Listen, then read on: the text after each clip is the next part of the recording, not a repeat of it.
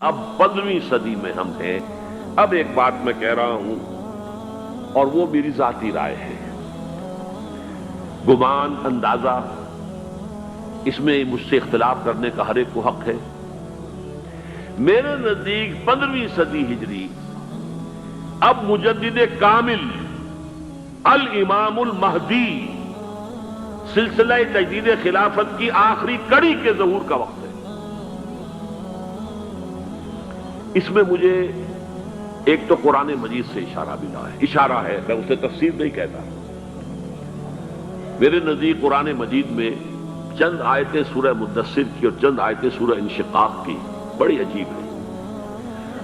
سورہ مدثر کی آیات میں حضور کی آمد کا نقشہ کھینچا گیا ہے، کلا والقمر واللیل اذ ادبر والصبح اذا اسفر انہا لإحدی الکبر نذیرا للبشر لمن شاء منکم ان یتقدم او یتأخر۔ نہیں، قسم ہے چاند کی، کلا والقمر واللیل اذ ادبر، اور رات کی جبکہ وہ پیٹھ موڑ لے جانے لگے اور صبح کی جبکہ وہ روشن ہو جائے۔ حضور سے پہلے 600 برس ایسے گزرے ہیں دنیا میں کہ نبوت کا سورج نہیں تھا، بس چاند جیسے مستعار روشنی چاند کی ہوتی ہے، تو سابقہ انبیاء کی مستعار روشنی تو کوئی دنیا میں تھی، دھندلی دھندلی جیسی چاند کی ہوتی ہے، لیکن وہ سورج نہیں تھا۔ لیکن اب وہ رات ختم ہو رہی ہے، واللیل اذ ادبر، جا رہی ہے محمد صلی اللہ علیہ وسلم کا سورج، یہ شمس نبوت و رسالت طلوع ہو گیا۔ والصبح اذا اسفر انہا لإحدی الکبر، بہت بڑی باتوں میں سے ایک بات ہے جو ہوئی ہے، وہ معمولی واقعہ نہیں ہے، احدی الکبر، یہ تاریخ انسانی کے عظیم ترین واقعات میں سے ہے بعثت محمدی، نذیرا للبشر، پوری نوع انسانی کے لیے نذیر بن کر آئے۔ یہ تو ہے حضور کا معاملہ، لیکن اب جو معاملہ ہونا ہے دوبارہ، اس لیے کہ خلافت علی منہاج النبوت دوبارہ اب قائم ہوگی انشاءاللہ۔ حضور کے بعد میں آپ کو بتا چکا ہوں، خلافت راشدہ ختم ہونے کے بعد سے زوال زوال زوال زوال زوال زوال زوال زوال زوال، تھوڑا سا 2.5 سال کا 2 سال کا وقفہ آیا ہے حضرت عمر بن عبدالعزیز کا، ورنہ زوال زوال زوال زوال زوال۔ اگرچہ اس زوال کو 1000 سال لگے ہیں، یہ عمارت جو محمد نے بنائی تھی ایک دن میں نہیں گر گئی صلی اللہ علیہ وسلم، کھنڈر بتا رہے ہیں عمارت عظیم تھی، 1000 سال کے بعد پھر یورپ کے سیلاب نے آ کر اس کو گرایا ہے اور ختم کیا ہے، ورنہ 1000 سال تک سطوت و شوکت کے ساتھ امت مسلمہ تو موجود رہی ہے، چاہے اسلام جو ہے وہ حکومت کی سطح پر موجود نہیں تھا۔ بہرحال اب جو اس کا دور آیا ہے دوبارہ خلافت علی منہاج النبوہ کا دور، اس کا نقشہ سورہ انشقاق میں کھینچا گیا ہے۔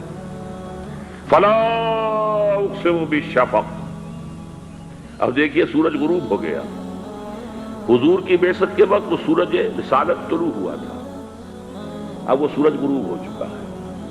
سورج کے غروب ہونے کے بعد صرف روشنی رہ جاتی ہے شفق کی، سرخ سی، بس وہی باقی رہ گئی، اور باقی کیا رہ گیا؟ بدا الاسلام غریبا ویسعود کما بدا فطوبی للغرباء، فلا اقسم بالشفق واللیل وما وسق، رات کی سی تاریکی ہے اور جو کچھ اس نے اپنے اندر جمع کر لیا ہے، والقمر اذا اتسق، اور قسم ہے چاند کی جبکہ وہ بھر جائے، پورا بھرتا ہے کتنے دنوں میں؟ 14 دن میں، اور 14 صدیوں کے بعد اب پہلی صدی کا جس نے کہ تجدید کامل کی عمر بن عبدالعزیز، 14 صدیوں کے بعد اب 15ویں صدی میں الامام المہدی کے ظہور کا وقت قریب ہے۔ اب جو کچھ مجھے حضرت امام المہدی کے بارے میں کہنا ہے، دوبارہ اپنی بات دہرا رہا ہوں، یہ میرا ذاتی گمان ہے، اختلاف کیا جا سکتا ہے۔ میرا گمان یہ ہے کہ یہ اب جو مجدد آئیں گے وہ حضرت مہدی ہوں گے۔ پہلی بات تو یہ جان لیجئے کہ مہدی 2 ہیں، ایک شیعوں کے مہدی، ایک سنیوں کے مہدی، ان میں بڑا فرق ہے۔ شیعہ حضرات مہدی کو مانتے ہیں، وہ ان کے 12ویں امام ہیں، ان کے عقیدے کے مطابق انہیں پیدا ہونے کے فوراً بعد اس اندیشے سے کہ انہیں قتل کر دیا جائے گا ایک غار میں چھپا دیا گیا تھا، تقریباً 1200 برس سے وہ اس غار کے اندر ہیں، وہ روپوش ہیں، چھپے ہوئے ہیں، اسی لیے انہیں امام غائب کہا جاتا ہے، اور اب ان کا انتظار ہو رہا ہے، اس لیے انہیں امام منتظر بھی کہا جاتا ہے۔ اس لیے شیعوں کے دارالعلوم جو ہوتے ہیں دارالعلوم المنتظر، وہ اس لیے کہ ان کا انتظار کیا جا رہا ہے۔ تو یہ ہے، اب وہ ان کا خیال ہے کہ آخری دور میں، آخری زمانے میں وہ ظاہر ہو جائیں گے، غار سے نکل آئیں گے۔ دیکھیے، میں اس عقیدے کو اس بنا پر رد نہیں کرتا کہ یہ ناممکن ہے کہ کیسے کوئی شخص جو ہے 1200 برس تک کسی غار کے اندر زندہ رہ سکتا ہے، نہیں، میں سمجھتا ہوں ممکن ہے۔ 300 برس تک اصحاب کہف رہے کہ نہیں رہے؟ سوئے رہے، 300 ایئرس مانتے ہیں۔ حضرت عیسیٰ اسی حیات عرضی کے ساتھ 2000 سال سے موجود ہیں آسمان پہ کہ نہیں ہے؟ آپ کو معلوم ہے حضرت عزیر 100 برس تک مرنے کے بعد دوبارہ زندہ کر دیے گئے۔ فَأَمَاتَهُ اللَّهُ مِئَةَ عَامٍ ثُمَّ بَعَثَهُ۔ تو ناممکنات میں سے کوئی سوال پیدا نہیں ہوتا، لیکن یہ کہ آیا کوئی امامت معصومہ کا تصور قرآن اور حدیث سے ہمیں ملتا ہے؟ پھر یہ کیا یہ موروثی امامت کہ حضرت علی کی نسل جو حضرت فاطمہ سے چلی ہے اسی میں یہ امامت ہوگی؟ اس کے لیے ہمارے پاس کوئی دلیل نہیں ہے، ہم اس کو تسلیم نہیں کرتے۔ ہم تو سمجھتے ہیں کہ معصومیت ختم ہو گئی محمد الرسول اللہ صلی اللہ علیہ وسلم پر، خاتم المعصومین ہے محمد الرسول اللہ۔ اب ان کے بعد تو اجتہاد ہے اور خلافت ہے، عام معاملات میں اجتہاد ہوگا، نظام خلافت کا ہوگا۔ تو ہمارے نزدیک جو میں جس مہدی کا نام لے رہا ہوں وہ مہدی ہے جو ایک مجدد ہوں گے، جیسے کہ مجددین کے نام میں نے آپ کو گنوائے ہیں، مجدد الفسانی ہو، شاہ ولی اللہ ہو، سید احمد بریلوی ہو، شیخ الہند ہو، ایک ہوں گے انسان جو پیدا ہوں گے انسانوں کی طرح، عام طور پر اپنی عمر کو، پختگی کو پہنچیں گے، پھر وہ سامنے آئیں گے منظر پر، پھر وہ کام کریں گے، قیادت کریں گے، عرب میں ان کا ظہور ہوگا۔ دوسری بات یہ نوٹ کر لیجئے حضرت مہدی کے بارے میں، ہمارے ہاں احادیث کے جو مجموعے ہیں ان میں جو ٹاپ کے 2 مجموعے ہیں ان میں کہیں حضرت مہدی کا ذکر نہیں ہے، نہ صحیح بخاری میں نہ صحیح مسلم میں، لیکن ہم اسے نظر انداز نہیں کر سکتے کہ صحائح ستہ کی بقیہ 4 کتابوں کے اندر موجود ہے، لہذا نظر انداز نہیں کر سکتے، اگنور کرنا ممکن نہیں ہے۔ اب اس میں چاہتا ہوں کہ کچھ حدیثیں آپ کو میں سناؤں جن میں حضرت مہدی کا تذکرہ کیا گیا ہے۔ پہلی ہے وعن عبداللہ ابن مسعود قال قال رسول اللہ صلی اللہ علیہ وسلم، حضرت عبداللہ ابن مسعود سے روایت ہے، وہ فرماتے ہیں کہ حضور نے ارشاد فرمایا لا تذهب الدنيا حتى يملك العرب رجل من اہل بیتی، یہ دنیا ختم نہیں ہوگی جب تک کہ عرب پر میرے اہل بیت میں سے ایک شخص کی حکومت قائم نہ ہو۔ اور آپ کو معلوم ہے کہ آج تک عرب پر حضور کے اہل بیت کی کوئی حکومت قائم نہیں ہوئی، اور جب قائم ہوئی بھی تھی حضرت علی کو اگر شمار کیا جائے، اس لیے کہ حضور نے وہ جو مشہور واقعہ ہے کہ ایک چادر میں لے لیا تھا حضرت علی کو اور حضرت فاطمہ اور حضرات حسنین کو، اللہم ہؤلاء اہل بیتی، اے اللہ یہ بھی میرے اہل بیت ہیں، تو حضرت علی کی بھی حکومت منعقد نہیں ہوئی، پورے عالم اسلام پر ان کی حکومت نہیں تھی، اس لیے کہ شام اور مصر دونوں صوبے جو ہیں انہوں نے ان کی اطاعت قبول نہیں کی تھی۔ اس حوالے سے یہ معاملہ ابھی ہونا ہے۔ لا تذهب الدنيا حتى يملك العرب رجل من اہل بیتی یواطئ اسمہ اسمی، اس کا نام وہی ہوگا جو میرا نام ہے، یعنی محمد صلی اللہ علیہ وسلم، اور ان کا نام بھی، مہدی کا نام بھی محمد، مہدی تو ان کا لقب ہے۔ یہ ترمذی میں بھی ہے، ابو داؤد میں بھی ہے، سنن ابی داؤد جامع ترمذی، بلکہ ابو داؤد میں ایک اور روایت ہے، قال حضور نے فرمایا لو لم يبقى من الدنيا الا يوم، اگر دنیا کی زندگی میں سے کچھ بھی نہ بچے سوائے ایک دن کے، لطول اللہ تعالی ذلك اليوم، تو اللہ تعالیٰ اس دن کو لمبا کر دے گا، حتی یبعث فیہ رجلا منی، یہاں تک کہ میرے خاندان میں سے ایک شخص کو اٹھائے گا، من اہل بیتی، میرے اہل بیت میں سے، یواطئ اسمہ اسمی و اسم ابی ہے اسم ابی، جس کا نام میرے نام پر ہوگا، جس کے والد کا نام میرے والد کے نام پر ہوگا، محمد ابن عبداللہ ان کا نام ہوگا، اور وہ یملأ الارض قسطا وعدلا کما ملئت ظلما وجورا، وہ سرزمین عرب کو عدل اور انصاف سے اسی طرح بھر دیں گے جیسے کہ وہ ظلم اور زیادتی سے بھر چکی ہوگی۔ دوسری روایت ہے حضرت ابو سعید خدری رضی اللہ تعالیٰ عنہ سے، حضور نے فرمایا المہدی منی اجل الجبہۃ اقن الانف یملأ الارض قسطا وعدلا کما ملئ ظلما وجورا یملک 7 سنین، رواہ داؤد، کہ مہدی مجھ میں سے ہوں گے بڑی روشن پیشانی والے اور بڑی کھڑی ناک والے، وہ زمین کو بھر دیں گے انصاف سے اور عدل سے، جیسے کہ وہ ظلم سے بھری ہوئی ہوگی، اور وہ 7 برس تک حکومت کریں گے۔ عرب میں خالص خلافت علی منہاج النبوہ کا نظام حضرت مہدی کے ہاتھوں قائم ہوگا اور 7 برس تک قائم رہے گا عرب کے اندر۔ اس کا اگلا مرحلہ میں بعد میں بیان کروں گا۔ تیسری روایت، اور اس کو میں اس لیے خاص طور پہ سنا رہا ہوں کہ اس میں وہی الفاظ آئے ہیں جو میں نے ابتدا میں حدیث آپ کو سنائی تھی، اس کے الفاظ ہیں۔ عن ابی سعید قال ذکر رسول اللہ صلی اللہ علیہ وسلم بلاء یصیب هذه الامہ حتی لا یجد الرجل ملجا یلجا الیہ من الظلم۔ حضور نے ذکر فرمایا کہ ایک دور ایسا آئے گا انتہائی ابتلا اور آزمائش اور مصائب کا کہ کسی شخص کو کوئی سر چھپانے کی جگہ نہیں ملے گی اس ظلم سے اپنے آپ کو بچانے کے لیے۔ فَيَبْعَثُ اللَّهُ رَجُلًا مِنْ عِتْرَتِي وَأَهْلِ بَيْتِي، تو پھر اللہ میرے خاندان میں سے، میرے اہل بیت میں سے اٹھائے گا ایک شخص کو، فَيَمْلَأُ بِهِ الْأَرْضَ قِسْطًا وَعَدْلًا، اور اس کے ذریعے سے اللہ تعالیٰ زمین کو عدل و قسط سے بھر دے گا۔ يَرْضَى عَنْهُ سَاكِنُ السَّمَاءِ، یہ وہی الفاظ آ گئے اب، اس سے پھر راضی ہو جائیں گے آسمانوں میں رہنے والے بھی، وَسَاكِنُ الْأَرْضِ، اور زمین میں رہنے والے بھی۔ لا تدع السماء من قطرها شيئا الا ثبته، آسمان اپنا ایک قطرہ بھی نہیں روکے گا مگر یہ کہ اس کو زمین کے اوپر نثار کر دے گا، بارش کی شکل میں گرا دے گا۔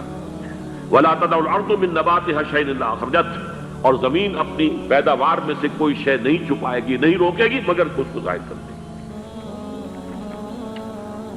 چوتھی حدیث جو ہے وہ حضرت ام سلمہ سے رضی اللہ تعالی عنہ قال سمعت رسول اللہ صلی اللہ علیہ وسلم یقول المہدی من عترتی من اولاد فاطمہ، رواہ ابو داؤد، یہ بھی سنن ابو داؤد کی روایت ہے۔ حضور نے فرمایا مہدی میرے خاندان سے، میرے اہل بیت سے ہوں گے، یعنی اولاد فاطمہ میں سے، اور تفسیر اس کی آتی ہے کہ حضرت حسن کی اولاد میں سے ہوں گے۔ پانچویں حدیث میں آپ کو سنا رہا ہوں، اور اس میں ایک عجیب مشابہت آپ کے سامنے آئے گی حضرت عمر بن عبدالعزیز کے ساتھ، یہ اول اور آخری کڑی کے درمیان مشابہت۔ عن علی رضی اللہ تعالی عنہ، یہ حدیث جو ہے مسند احمد ابن حنبل میں بھی ہے اور سنن ابن ماجہ میں بھی ہے۔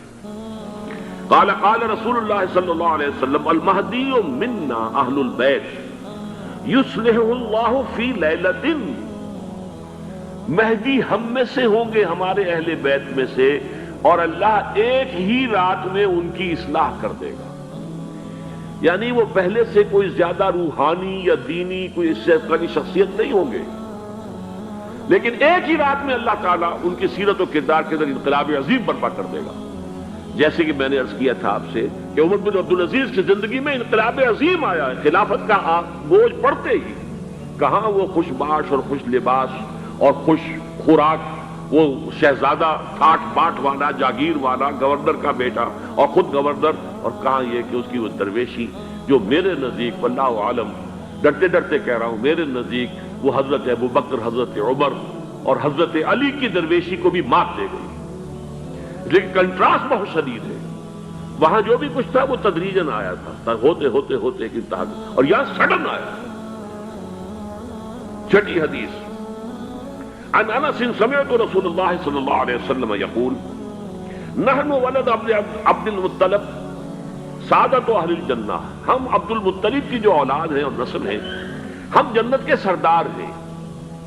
اور پھر آپ نے نام گنوائے ہیں، انا وحمزۃ وعلی وجعفر والحسن والحسین والمہدی، میں خود اور حضرت حمزہ بنو عبد المطلب میں سے، عبد المطلب کے بیٹے، اور علی اور جعفر حضرت علی کے بھائی جعفر طیار، اور حسن اور حسین حضرت فاطمہ کے لخت جگر حضرت علی کے بیٹے، والمہدی، اور آخر میں جا کر پھر مہدی۔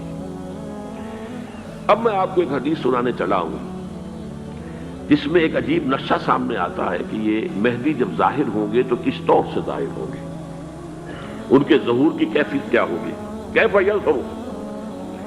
یہ روایت ہے حضرت ام سلمہ سے رضی اللہ تعالی عنہا، حضور کی زوجہ محترمہ ہیں، فرماتی ہیں ام سلمہ عن النبی صلی اللہ علیہ وسلم قال یکون اختلاف عند موت خلیفۃ، موت خلیفۃ، حضور نے فرمایا ایک خلیفہ کی موت پر اختلاف واقع ہو جائے گا، خانہ جنگی ہو جائے گی۔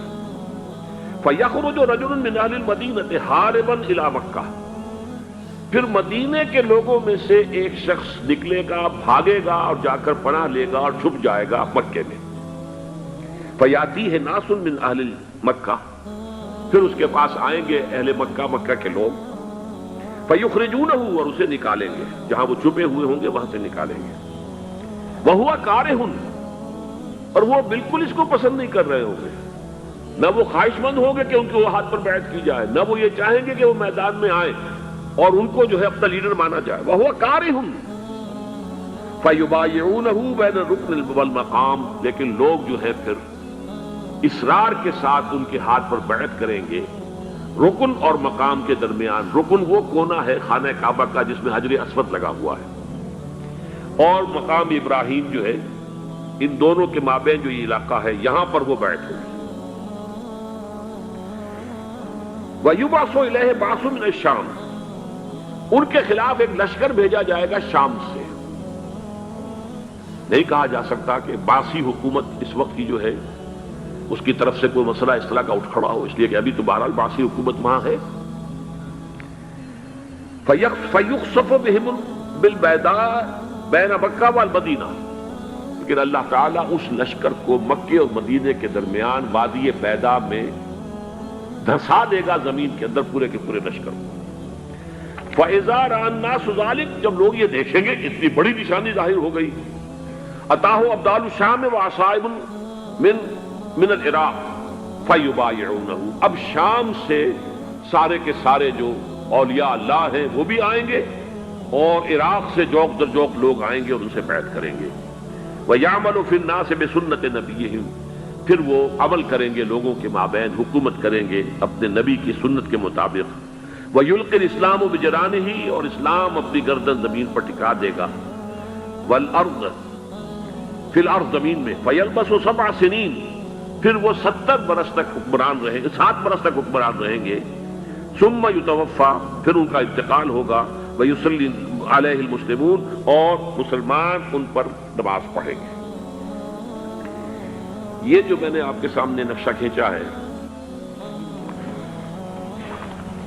اس سے اب میں ایک نتیجہ نکالتا ہوں، اسے بھی میرا گمان کہیے، اختلاف بھی کر سکتے ہیں آپ، اگر اس کو وزنی سمجھے تو قبول بھی کر سکتے ہیں۔ وہ یہ ہے کہ میرے نزدیک شاہ فہد کے انتقال پر لا محالہ یہ صورتحال پیدا ہو جائے۔ ولی عہد وہاں ہیں عبداللہ بن عبدالعزیز، امریکہ کو وہ پسند نہیں کرتے اور امریکہ انہیں پسند نہیں کرتا، یہ بالکل تش تش بام ہے۔ امریکہ نے لازماً جس طریقے سے اپنے پنجے گاڑے ہیں سعودی عرب کے اندر، اپنا فوجی اڈا بنایا ہے، تو آسانی کے ساتھ وہاں سے اپنے پنجے ہٹانے کے لیے تیار نہیں۔ ایک حدیث میں آتا ہے قرن الشیطان، نجد سے شیطان کا سینگ برآمد ہوگا، وہ شیطان کا سینگ ہے، جو میزائل وہاں پر لگے ہوئے ہوں گے اس وقت، در حقیقت وہ سارے کے سارے جو ہیں وہ شیطان کے سینگ ہیں۔ بہرحال کوشش وہ کرے گا کہ جیسے کہ اس نے جارڈن میں کیا، کتنے عرصے سے وہاں شاہ حسین کا چھوٹا بھائی حسن جو ہے وہ ولی عہد تھا، عین وقت کے اوپر آ کر، اور پتہ نہیں کیسی کیسی دوائیاں دے کر اسے لے کر آئے ہیں شاہ حسین کو، مرتے ہوئے کو تھوڑی دیر زندہ رکھنے کے لیے، اور وہ تبدیلی کروا کر جو ہے واپس لے گئے ہیں۔ تو یہ معاملہ ہوا ہے، تبدیلی کروا دی، وہاں تو ہو گئی آرام سے، کوئی بات نہیں۔ بحرین میں بھی غالباً ایسا ہی معاملہ ہوا ہے، واللہ عالم، مجھے یاد پڑتا ہے کہ وہ چاہتے ہیں کہ ہمارا پسند کا آدمی آئے۔ اگر سعودی عرب میں یہ کام کیا گیا تو اس کا لازمی نتیجہ خانہ جنگی ہوگا، اس لیے کہ وہاں کی روایت یہ بڑی سخت ہے، بڑی پختہ ہے۔ پھر یہ کہ وہاں جو ہے امیر عبداللہ جو ہے، جو وہاں پر اگرچہ سپہ سالار وہ نہیں ہے، کمانڈر ان چیف وہ نہیں ہے، کمانڈر ان چیف تو کوئی اور ہے، لیکن الحرس الوطنی جو ہے، نیشنل گارڈز، بہت بڑی فورس ہے وہ، اصل بیڈوین فورس جو ہے صحرا کے لوگوں کی عرب فورس وہ در حقیقت الحرس الوطنی ہے، نیشنل گارڈ ہے، اور اس کا کمانڈر ان چیف یہ ہے امیر عبداللہ. تو لازماً یہ شکل جو ہے پوری ہو کر رہے گی. جیسے ہی یہ معاملہ ہوا شاہ فہد کے انتقال کا تو یہ اختلاف ہوگا، خانہ جنگی ہوگی، پھر کوئی اللہ کا بندہ جو ہوگا. میرے نزدیک میں آج سے کوئی 6-7 سال پہلے سالانہ اجتماع تھا تنظیم اسلامی کا راولپنڈی میں، میں نے اس وقت وہاں کہا تھا، اس سے ذرا اخبارات میں بھی کچھ وہ کنٹروورسی آئی تھی کہ میرے نزدیک امام مہدی پیدا ہو چکے ہیں، ان کے ظہور کا وقت قریب ہے. اور اس کی تھوڑی سی بعد میں مجھے معلوم ہوا کہ جین ڈکسن غالباً نام ہے امریکن اس کا، جس نے یہ پیشن کوئی خبر دی تھی کہ 1962 میں عالم عرب میں ایک بچہ پیدا ہوا ہے کہ جو وہاں کا نقشہ بدل کر رکھ دے گا. یہ جین ڈکسن کی غالباً پیشن گوئی ہے. بہرحال مجھے اس کی پیشن گوئی سے کوئی دلچسپی نہیں ہے. میں تو جو احوال دیکھ رہا ہوں، یعنی اسرائیل کا قائم ہو جانا اور اس کے بعد اب یروشلم کا مسلمانوں کے ہاتھوں سے نکل جانا، اور اب گویا کہ وہ الملحمۃ العظمیٰ جو ہے تلی کھڑی ہے، کسی بھی وقت جو ہے یہ جو ہے وہ لاوا پھٹ سکتا ہے، آتش فشاں پھٹ سکتا ہے. تو یہ تمام حالات ایسے ہیں کہ جن کی وجہ سے میں سمجھتا ہوں کہ ایک تو جو قرآن مجید کے اشارات میں نے آپ کو بتائے، 14 صدیاں 14 دن میں چاند کا پورا ہونا، والقمر اذا اتسق، 14 دن میں 14ویں کا چاند.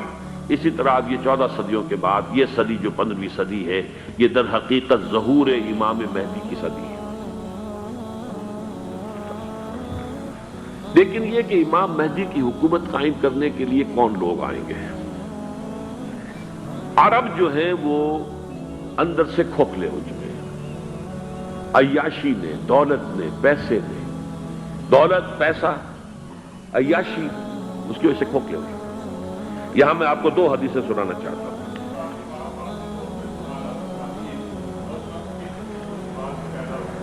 بہت سے ہو گئے، آپ اطمینان سے تشریف رکھیے.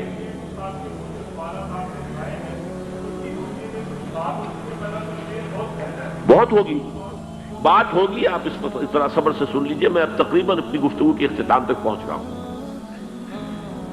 سنن ابن ماجہ کی روایت ہے حضرت ابو ہریرہ سے رضی اللہ تعالی عنہ، قال قال رسول اللہ صلی اللہ علیہ وسلم اذا وقعت الملاحم بعث اللہ بعثا من الموالی هم اکرم العرب فرسا واجودہ سلاحا یوید اللہ بہم الدین. رواہ ابن ماجہ عن ابی ہریرہ رضی اللہ تعالی عنہ. جب ملاحم کا دور شروع ہوگا تو اللہ تعالیٰ اٹھائے گا ایک لشکر یا لشکروں پر لشکر موالی میں سے. موالی کون ہے؟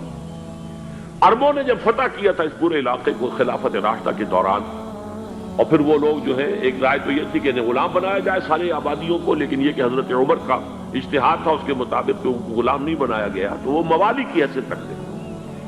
عربوں میں دم نہیں ہے، موالی میں سے لشکر اٹھیں گے کہ جو در حقیقت حضرت مہدی کی حکومت کو قائم کریں گے. دوسری حدیث سنیے عن عبداللہ ابن الحارث رضی اللہ تعالی عنہ، اور یہ ابن ماجہ کی روایت ہے. قال قال رسول اللہ صلی اللہ علیہ وسلم یخرج ناس من المشرق فیوتئون للمہدی یعنی سلطانی. لشکر نکلیں گے، لوگ آئیں گے مشرق سے، اور وہ حضرت مہدی کی حکومت کو جمائیں گے اور قائم کریں گے. اب ذرا نوٹ کیجئے کہ جزیرہ نما عرب کے مشرق میں کون سے ملک ہیں؟ 3: ایران، افغانستان، پاکستان. یہ 3 سالڈ مسلم ممالک، مسلم آبادی اکثریت. ویسے تو یہ کہ آگے ہندوستان میں 20 کروڑ مسلمان ہیں، لیکن وہ 20 کروڑ جو ہے وہ تو 80 کروڑ کے اندر تحلیل ہو جاتے ہیں غیر مسلموں میں. لیکن یہاں جو معاملہ ہے یہ خالص اکثریت کے. ان میں سے ایران کا معاملہ جہاں تک ہے، نمبر 1 یہ کہ وہ شیعہ عقائد کے حصار میں بند ہے، اس سے ادھر ادھر ہونا اس کے لیے ممکن نہیں. حدیث میں یہ بھی آتا کہ اصفہان سے 70,000 یہودی دجال کا ساتھ دیں گے. لیکن بہرحال خراسان ایک صوبہ ہے افغانستان کا اس وقت بھی شمال مشرقی کونے میں، مجھے امید ہے وہاں سے خیر کی، کیونکہ خراسان کا لفظ وہاں پہ شامل ہے. اور حضور کی حدیث میں بعد میں آپ کو سناؤں گا کہ خراسان سے فوجیں چلیں گی جو یروشلم کو دوبارہ حاصل کریں گی، فتح کریں گی. جیسے پہلے یروشلم کھویا عربوں نے تھا، دوبارہ حاصل کیا تھا کرد نے، کرد خون. صلاح الدین ایوبی رحمت اللہ علیہ. ایسے اب پھر عربوں نے کھویا ہے، لیکن لینے والے خراسان سے لشکر آئیں گے. یخرج من خراسان رایات سود لا یردھا شیء حتی تنصب بإیلیا. خراسان کے علاقے سے کالے علم لے کر لشکر چلیں گے جن کے رخ کو کوئی موڑ نہیں سکے گا جب تک کہ وہ جا کر یروشلم میں نصب نہ ہو جائے. اس کے بعد نام آتا ہے پاکستان کا. یہ ہے میری اور آپ کی داستان، اور یہ ہے سبب جس کی وجہ سے کہ میں آپ سے یہ گفتگو کر رہا ہوں. اصل میں تو کس لیے؟ محض ایک علمی استفادہ، محض اپنی بعض آراء کو ظاہر کرنے کا شوق نہیں، بلکہ یہ کہ اپنی ذمہ داری ہم پہچانیں کہ ہم کس مقام پر کھڑے ہیں. دیکھیے، اس پاکستان کے بارے میں یا ہندوستان کے بارے میں علامہ اقبال نے کہا تھا اپنے ترانہ ملی میں، میرے عرب کو آئی ٹھنڈی ہوا جہاں سے، میرا وطن وہی ہے، میرا وطن وہی ہے. اور مجھے بتایا گیا کہ سنن ابی داؤد میں یہ روایت موجود ہے کہ حضور نے فرمایا کہ ہندوستان کی طرف سے مجھے ٹھنڈی ہوا آتی، اگرچہ مجھے وہ حدیث ابھی نہیں ملی ہے، لیکن حزب التحریر کا ایک کارڈ مجھے ملا تھا، تو اس میں اس حدیث کا اور اس میں ابو داؤد کا روایت کا ایک حوالہ موجود تھا. لیکن میں جو چیز آپ کو بتا چکا ہوں وہ یہ کہ الف ثانی کا پورا تجدیدی کارنامہ اس ہندوستان کی سرزمین میں ہوا. مجدد الف ثانی شیخ احمد سرندی، شاہ ولی اللہ دہلوی، سید احمد بریلوی، وہ تو ہمارے پاکستان میں آ کر جو ہے ان کا خون جذب ہوا ارض پاکستان میں. پھر شیخ الہند مولانا محمود حسن. تحریک خلافت چلی تو صرف ہندوستان میں چلی اور کہیں نہیں چلی. آزادی کی تحریک چلی پوری دنیا میں، وہ نیشنلزم کی بنیاد پر چلی، ملے نیشنلزم، عرب نیشنلزم، ترک نیشنلزم. ہمارے ہاں چلی تو اسلام کے نام پر پاکستان کا مطلب کیا؟ لا الہ الا اللہ. پھر پاکستان قائم ہوا معجزے کے طور پر، بلکہ نازل ہوا ہے لیلۃ القدر میں. انا انزلناہ فی لیلۃ القدر، جیسے قرآن نازل ہوا لیلۃ القدر میں، یہ پاکستان بھی نازل ہوا لیلۃ القدر میں. اس کا برقرار رہنا ابھی تک معجزہ ہے. ہندو یہ سمجھتا تھا، کانگریس سمجھتی تھی کہ جھٹپٹ ختم ہو جائے گا. پھر یہ کہ اس کا قرارداد مقاصد کا پاس ہو جانا، مزید بھی اور اضافی دفعات دستور میں آ جانا، اب کمرشل انٹرسٹ کو ربا قرار دے کر حرام قرار دینا، یہ سارے لینڈ مارکس ہیں کہ جو اشارہ کر رہے ہیں کسی چیز کی طرف، معاملہ کدھر جا رہا ہے.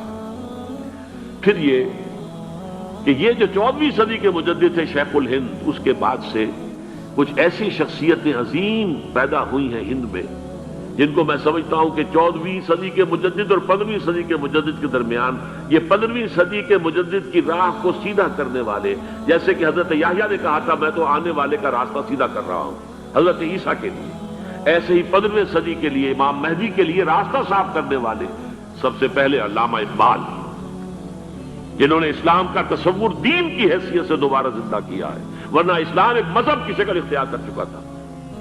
پھر مولانا مودودی، مولانا ابوالکلام آزاد حکومت الہیہ کے نعرے کے ساتھ میدان میں آئے. یہ اقبال نے جو تصور پیش کیا تھا اس پر عملی جد و جہد کے لیے حزب اللہ قائم ہوئی. نوٹ کر لیجئے 11 برس کا فرق ہے عمر کا علامہ اقبال کے اور ابوالکلام کے. اور 1913 میں جب حزب اللہ قائم کی ہے اس وقت علامہ اقبال کی ملی شاعری اپنے عروج کو پہنچ چکی تھی.